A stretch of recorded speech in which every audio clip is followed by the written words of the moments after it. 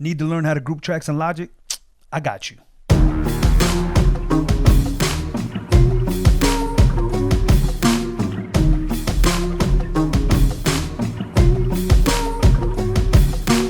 All right, so we got this session right here, right? So what I'm gonna do is I'm gonna open up the mixer, and I've got these 4 tracks that I wanna group. So vocal 1, 2, 3, and 4.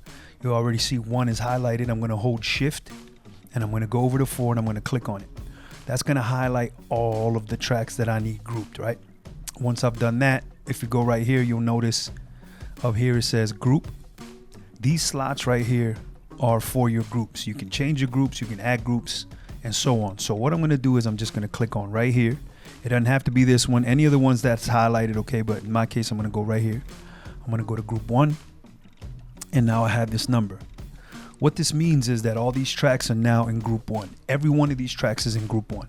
So the next thing you want to do is go over to your left hand side, and right here you're going to see settings, right? So if I go to settings here, that's going to show me my group settings, and I can also name them if I want, right? If I go right here where it says 1 right up here, I can name this group for drums, let's just say, right? Now the next thing I like to do, this is just a preference thing, you don't have to do this. I like to enable these right here. If you're in my class, if you are in my class, you need to do this, all right? So editing, selected, you need to select this one right here, quantize, and normally I'll do solo, and if I'm in a drum session or something, I'll do record. So in this case, I am gonna do record.